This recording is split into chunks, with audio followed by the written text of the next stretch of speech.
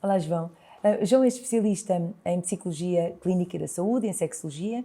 Tem integrado projetos com instituições como a Universidade de Oxford, com a Liga Portuguesa contra a SIDA. Tem uma vasta experiência no ensino universitário, na investigação, na formação e também na atividade clínica.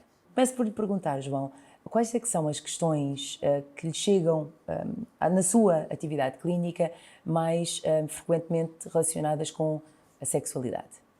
Muito obrigado pelo vosso convite. Bom dia a todos. Essencialmente tem a ver com uma panóplia de questões, desde a disfunção erétil, à ejaculação prematura, perda do desejo, e uma área que ultimamente tem aparecido com muita frequência tem a ver com a orientação sexual de adolescentes e jovens adultos. Ou seja, como é que eu lido com o facto de ter de divulgar isto aos meus pais, como é que eu lido pelo facto de estar numa relação já vou apresentar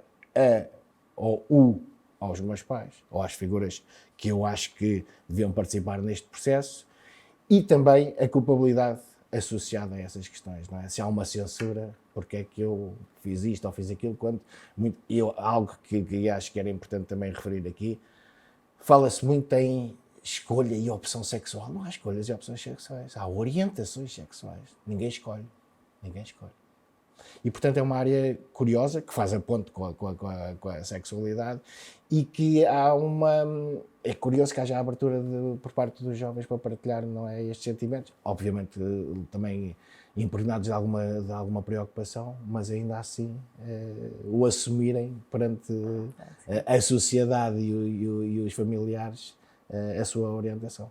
E nessas situações, por exemplo, que dicas, que conselhos é que dá, quer a esses jovens, quer eventualmente aos seus pais, sobre não só falarem sobre a questão da orientação sexual, mas também sobre o início da vida sexual? Bom, o início da vida sexual, eu penso que nós temos que tratar deste aspecto a montante, não é? A abertura dos pais, dos educadores, para discutirem com as crianças desta tenra idade as questões que eles têm relacionadas com a sexualidade. Muitas vezes perguntam, mas como é que isso se faz? É muito difícil. Como é que balizamos? Também não é muito difícil. Vamos perguntar à criança, o que é que tu sabes sobre isto? E a partir daí temos um nível. E se a conversa evoluir em função das curiosidades que nos vão colocando, nós vamos esclarecendo dúvidas. Não é? Esclarecendo dúvidas e se calhar complementando com aquela pergunta que eu acho que é sempre pedagógica, que é para que é que queres esta informação? Porque podemos ter algo associado à dúvida e não ser divulgado, até porque está a falar com a mãe ou com o pai, se calhar vou só contar metade a ver se consigo retirar daí alguma informação que seja importante, até porque digamos que as fontes privilegiadas são os pares, não é? São os amigos. E os amigos descodificam vários fenómenos à luz dos seus quadros de referência. Ou seja, se estejamos a falar das relações sexuais, se estejamos a falar das relações mais de namoro, aconteceu-me isto. Aconteceu-me isto a mim, foi a minha experiência. E aquilo não é uma receita que nós possamos usar, que vai acontecer com o menino X, com a menina A, com o menino B ou com a menina P. Não. É uma situação que efetivamente aconteceu, pode ser replicada. Agora, a multiplicidade de variáveis que existem num processo destes não concorrem para que nós tenhamos uma adequação entre aquilo que aconteceu com o amigo ou com a amiga e o que vai acontecer comigo. Exatamente.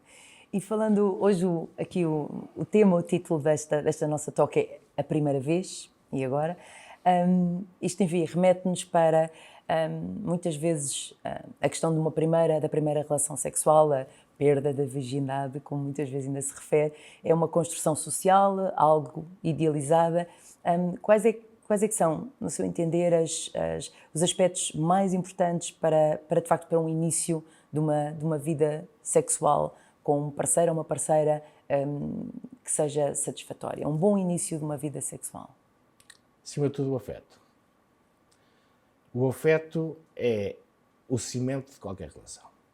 Porque eu posso estar, se calhar, nós adultos, estarmos numa relação conjugal aborrecidos um com o outro e o beijinho desbloqueia. Beijinho, uma brincadeira, qualquer coisa. Portanto, isso é bom que nós comecemos a educar os nossos adolescentes, as nossas crianças, os nossos adolescentes, os nossos jovens adultos, que é importante o diálogo e o afeto. Momentos-chave, não acredito nos momentos-chave. Não acredito, porque acho que cada vez mais aquilo que eles me transmitem é que relativamente há uns anos, nós temos, antes era o momento e agora é um momento da construção da nossa identidade sexual, da construção da nossa vida sexual, sem esquecermos antes. Quando nós falamos de perder a virgindade, é o quê? É o quê? Coito, penetração? Exatamente. E o resto? É porque eles começam com jogos sexuais muito cedo, cada vez mais cedo. Ainda sente ou ainda tem relatos de que a pressão dos amigos ou que a pressão social é ainda uma evidência Sim, que... porque há essa influência, não é? A pressão nunca é boa conselheira, não é para eles terem feito que eu vou fazer, não é? Agora lá está. Pode haver, é uma conversa que é surge facilmente no decurso das relações, não é? Relações pessoais na escola, fora da escola, etc. E que podem dizer, então, como é que é? Ou têm a relação, então, e já aconteceu alguma coisa, então, mas já vas desmachos e tal, já tens não sei quantos anos. Não, calma, seja antes ou seja depois, não é por... Pode ser devido a outras pressões, à pressão dos pares, não porque lá está, porque o quadro referencial é sempre diferente. É sempre diferente. Agora podem dizer assim, mas como é que eles sabem isso? Sabem porque se nós estivermos atentos em casa, eles vão fazer essa triagem. Ou é natural que, a partir de determinada idade, haja esta pressão relativamente à primeira relação sexual, ou às relações protegidas, é o papel nosso também, não é? Etc, etc, etc. E também desmistificar a ideia que aquele ou aquela parceira é para a vida inteira nada. Às vezes acontece, mas é raro que aconteça. Mas pode acontecer. Eu gosto de citar uma personagem do Woody Allen que diz que a pessoa com quem mais gosta de fazer amor é com ele próprio. Sim. E, portanto, vamos falar sobre aqueles aspectos em que muitas vezes a exploração sexual se inicia, obviamente, pela masturbação. Quais é que são hoje em dia ainda os maiores mitos relacionados com a masturbação que encontra, que lhe falam, que questionam, que lhe pedem ajuda? Eu penso que não há grandes mitos neste momento. Acho que a assunção do comportamento é que ainda não corresponde à frequência do mesmo. Eu fiz um estudo há 20 anos com grávidas, com as relações sexuais na gravidez, e tive de uma amostra de 300 grávidas, 9% que reconhecia que se masturbava. Antes e depois da gravidez. Eu não acredito. Não acredito. Agora, é saudável, é recomendável e deve ser praticado. E lá está. Acho que é um comportamento que ocorre se for conforme... e atenção, eram os questionários anónimos, não é? Sim, claro. Ninguém vai ler, vai checar isto a perceber se sou eu ou não. Não. Portanto, se lado e entregue. O reconhecer que há esse comportamento exploratório, lá está. Eu acho que é mais fácil, se calhar, serem os jovens a reconhecê-lo que os adultos, pela experiência que têm.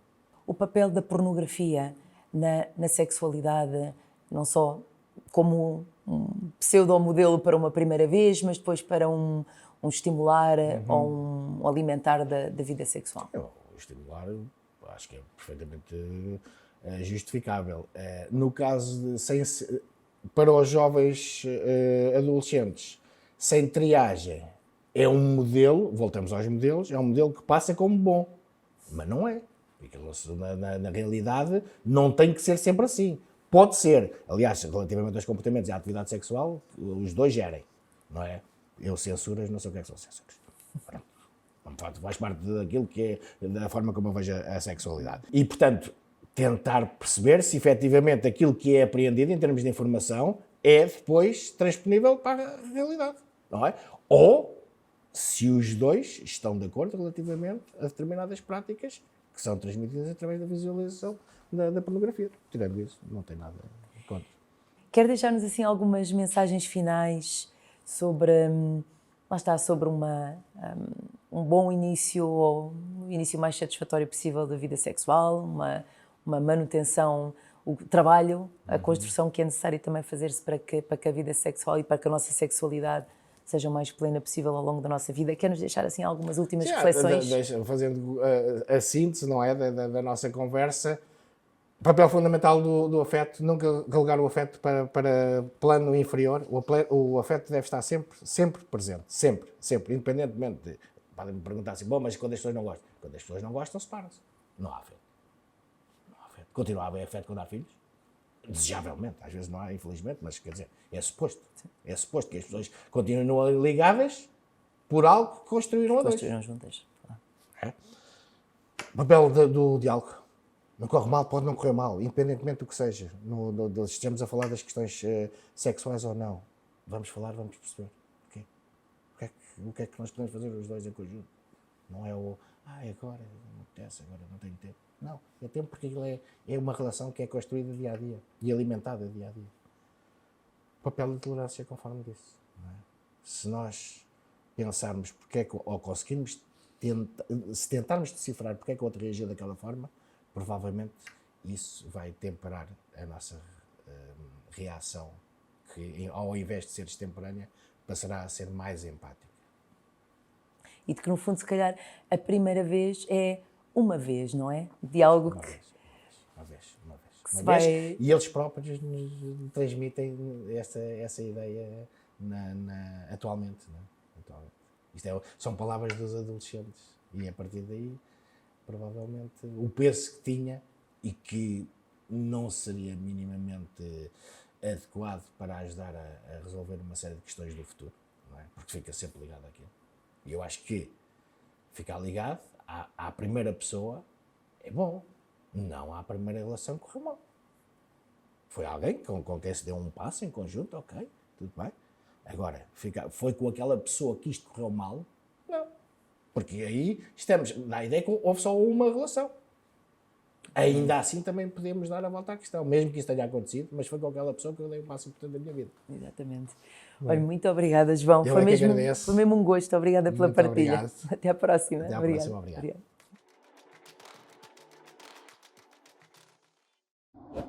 Obrigada.